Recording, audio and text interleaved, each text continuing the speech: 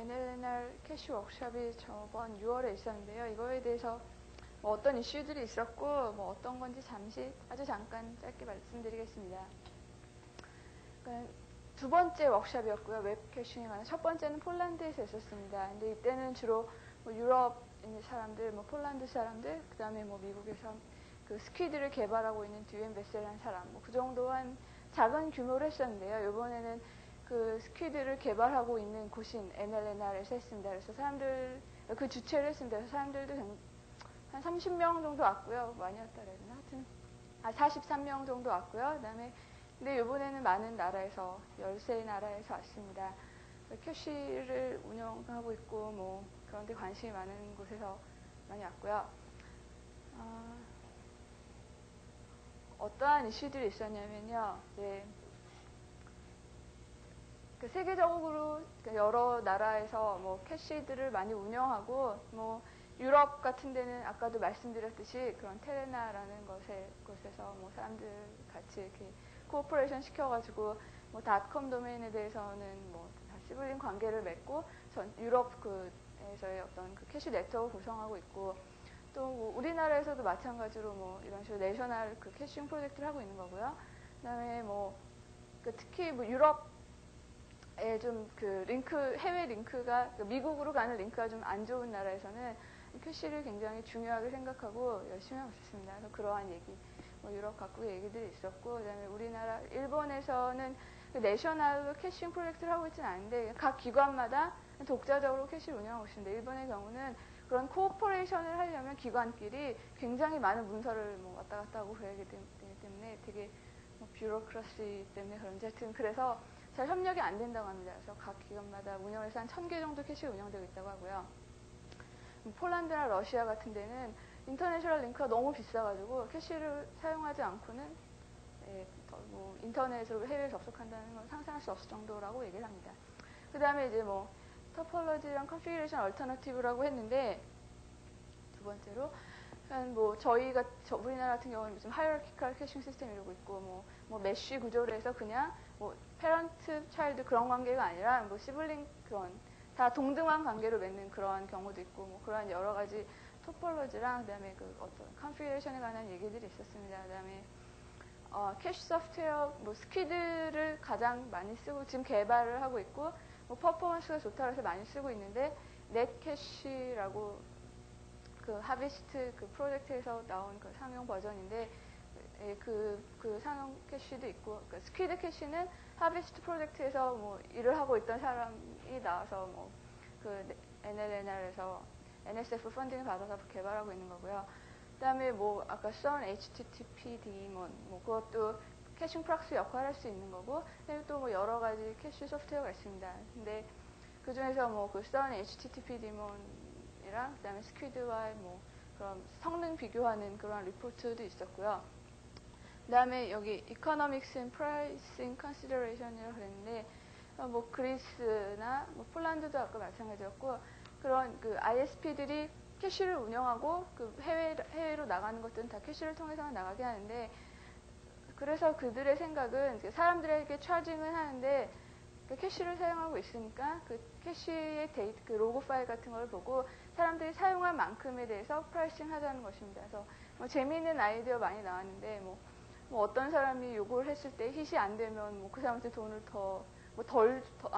덜 매기고 왜냐하면 뭐 새로운 오브젝트를 갖고 왔기 때문에 뭐 다른 사람이 그거를 빨리 접속할 수 있게 도와줬기 때문에 뭐 돈을 덜 매긴다 그러는데 하여튼 뭐 그런 식으로 그래서 뭐 두 번째 접속하는 사람한테는 얼마를 매기고 뭐 그런 오브젝트를 얼만큼 캐시해서 가져가냐에 따라서 그 프라이싱을 해서 그 빌링을 하는 뭐 그런 얘기들이 있었습니다. 그런 것도 있었고 그다음에 리서치 리퀘어먼트라서 요즘 웹 캐시에 관한 연구가 한창 되고 있거든요. 세계 각국에서. 그래서 뭐 아까 김현철 씨가 잠깐 언급하셨는데 뭐 어댑티브한 캐싱 시스템이 더 지금 매뉴얼리 컨피규레이션으로 그런 캐시 구조들이 캐시 네트워크가 이루어져 있기 때문에 굉장히 문제가 많습니다. 보시기에도 그렇죠. 그래서 그래서 어떤 식으로 그런 게 돼야 되나 캐싱 시스템이 그러한 뭐 리서치 리퀘어먼트에 관한 얘기도 있었고 그다음에 마지막으로 policy and related issues 해서 아까 뭐 김현철 씨도 발표를 하셨는데 그런 뭐 컨시스턴시 문제 어떤 식으로 해야지 뭐 컨시스턴시 잘 유지할 수 있고 뭐 업데이트 팔러시는 어떻게 하고 뭐 그런 얘기들이 있었고 그다음에 뭐 여러 관계된 이슈 그런 관계된 이슈도 있었습니다. 이거 너무 작아서 안 보이는데 그래서 나중에 그 워크숍이 끝나고 한 요 정도 요거보단 좀 더 많은 규모였던 것 같은데요. 지금 많이 가셨죠.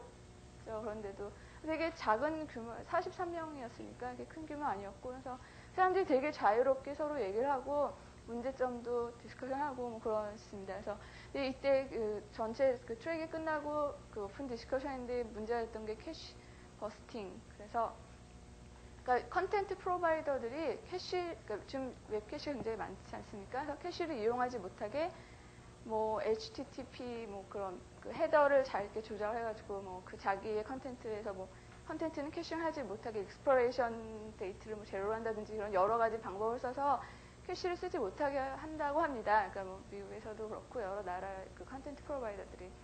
그러면 저희 뭐 사람들은 캐시를 개발하고 그러고 그 사람들은 못 쓰게 하고 전혀 의미가 없지 않습니까? 그래서 그러한 것들, 그러니까 캐시를 쓰지 못하게 하는 것들을 어떻게 쓰게 할 것이냐. 그러니까 뭐 좋게는 우리가 그러니까 그 사람들이 원하는 것은 그러니까 자기네 그 웹서버에 이 사람들이 도대체 얼마나 많이 관심을 가지고 들어있는 그런 스태티스틱스를 원하는데 캐시가 중간에서 그걸 막고 있으니까 그 사람들이 이런 일을 하는 거다. 그래서 캐시에서 그런 힛 미터링을 해서 제공해 줄 수 있으면 그렇지 않겠다. 이 사람들이 그렇지 않을 것이다. 그래서 뭐 그러한 방법도 얘기를 했고 사람들이 그리고 뭐 그냥 아주 나쁘게는 무조건 모든 자료들 그 사람들이 원하든 원하지 않든 그냥 캐싱 해버리자라는 아주 그런 좀 이기적인 그런 독단적인 얘기도 있었고 하여튼 그런 것에 대한 디스커션이 있었고요. 그다음에 카피라이트 문제로 그러니까 카피라이티드 된 오브젝트를 캐싱하는 것이 옳으냐 그러냐 이건 미국에서는 굉장히 심각한 문제인 것 같았습니다.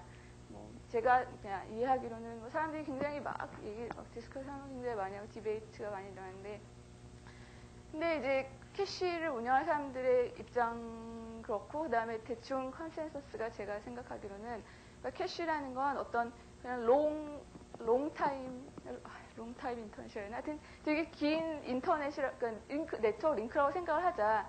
그걸 뭐 CD를 구워서 파는 것도 아니고 우리는 사람들이 빨리 가져올 수 있도록 그 중간에 저장을 해놓은 것일 뿐인데 그것을 그러니까 카피라이트된 오브젝트라고 하더라도 캐시하는 것이 이렇게 크게 문제가 되지 않을 것이다라는 뭐 그런 얘기들이 있었는데 아직 뭐 결론이 난다거나 그런 문제는 전혀 아니었고요. 뭐 그런 얘기도 있었습니다. 되게 재밌었던 일은 전에 그 캐시 메일링 리스트에서 어떤 벨기에 사람이 그러니까 캐시를 운영하고 있는데 미국의 뭐 픽토그래프스라는 회사의 그런 뭐 오브젝트들을 어떤 사람이 요구했나 보죠. 자기 캐시에 저장이 돼 있었는데 그 사장으로부터 메일이 왔답니다. 그래가지고 너 당신 그 당장 그 오브젝트 없애지 않으면 고발하겠다고 법적으로 이렇게 메일이 왔다고 이 사람이 너무 놀래서 그 스퀴드 메일링 리스트라고 캐시 뭐 관계된 사람들이 많이 가입된 메일링 리스트가 있는데 거기에 메일을 보냈어요. 그랬더니 사람들이 너무 화를 내면서 무슨 소리냐 그 사람은 뭐 제대로 알고 있는 사람이냐 그 사장은 그래서 뭐 어떤 사람은 너는 벨기에 있고 그 사람 미국 회사니까 상관없다 고소할 수 없으니까 그냥 놔둬라 뭐 그런 사람도 있었고 어떤 사람은 그런 나쁜 사람이 어딨냐 그러면서 뭐 네가 상업적으로 이용한 게 아니라 그 사람의 그 사람이 제공하고 있는 그런 컨텐츠들을 사람들이 잘 볼 수 있도록 오히려 캐시를 해주고 있는데 거기다 대고 뭐라 그런다 나쁜 사람이다 하면서 그 사람 그 웹 그 pictographs.com을 뭐 디즈니나 뭐 무슨 아니야 뭐 포르노 사이트 그런 데로 리다렉션 해놔라 그런 그래서 사람들이 막 굉장히 욕을 막 하고 그다음에 어떤 독일 사람 그러면 막 그러고 있으니까 어떤 독일 사람이 그걸 썼는데 독일에서도 이런 것 때문에 이슈가 있었는데 캐시는 결국 그런 그냥 뭐 긴 오랜 시간에 걸린 인터넷 라인 중에 한 부분이다. 그래서 괜찮다라는 결론이 났다고 합니다. 하지만 뭐 프리패칭이나 일부러 가져오는 건 안 되고 유저 디맨드에 의해서 그냥 갖다가 캐시에 잠시 저장해 놓는 거는 바이올레이트 하지 않는 것이다 법을. 그런 식으로 잠정적으로 독일에서 결론이 났고 벨기에도 유럽 공동체니까 뭐 독일 그런 식으로 해서 이제 적용을 받을 수 있을 것 같다. 신경 쓰지 말아라. 뭐 그런 식의 얘기가 나오다 보니까 이 사람이 그러니까 그런 걸 호소했던 사람이 또 메일을 보냈습니다. 그래서 그 사장한테 다시 그 편지가 온 거예요. 그 픽토그래프스라는 사장에서 미안하다고 자기가 몰랐다고 그 사람도 어떻게 그렇게 메일링 리스트에 사람들이 막 욕하는 걸 알았던 것 같아요. 그래서 그냥 캐시하라고 그냥 그대로 뭐 그런 얘기가 있었거든요. 근데 어쨌든 어떤 그런 법적인 그런 클래리피케이션이 필요할 것 같고요. 여기에 대해서는. 그다음에 뭐 lack of logs라고 그랬는데 그러니까 캐시 아까 뭐 여러 데이터 분석된 걸 보셨을 텐데 그에다가 그 캐시의 로그 파일 같은 걸 보고 그 분석을 한 거거든요. 근데 뭐 연구하는 사람들이 그 자료가 필요하지 않습니까? 그래서 근데 로그 파일들 뭐 저는 지금 뭐 카이스트나 그 퀵스 거기에 대해서만 했는데 그걸 가지고 전체적인 경향을 말한다는 건 좀 너무 잘못된 거잖아요. 그래서 뭐 그런 큰 캐시들 같은데 로그 파일들을 좀 연구할 수 있도록 제공해줬으면 좋겠다. 뭐 그런 얘기가 있었고요. 그다음에 이제 뭐 다음 워크샵 얘기는 있지 않고 그냥 얘기를 들었는데 내년 이거 또 연도 잘못 썼다. 내년 3월에 영국에서 있을 거라고 합니다. 그래서 영국의 맨체스터에서 있을 것 같고요. 이러한 정보는 그 NLA나 홈페이지에 가면 볼 수 있거든요. www.nlanr.net인데 거기에 가면 볼 수 있으니까 관심 있으신 분은 저희 우리나라에서도 열심히 하고 있는데 가서 이런 거 하고 있다. 어떤 문제가 있다라고 같이 얘기할 수 있는 기회가 있으면 참 좋을 것 같습니다. 거의 직접 스키드를 개발하는 사람이 오고 그 사람 거의 막 연예인 수준이거든요. 사람들이 너무 기뻐하고 그 사람 오면 막 진짜 막 대단하다 막 거의 그런 식으로 그 사람한테 물어보면 진짜 확실하잖아요. 그러니까 자기 문제가. 그래서 그런 사람도 만나볼 수 있고 그러니까 여러분들이 많이 관심 가져주시면 좋겠습니다. 그리고 레퍼런스는 이렇고 네, 잘 마치겠습니다. 그래서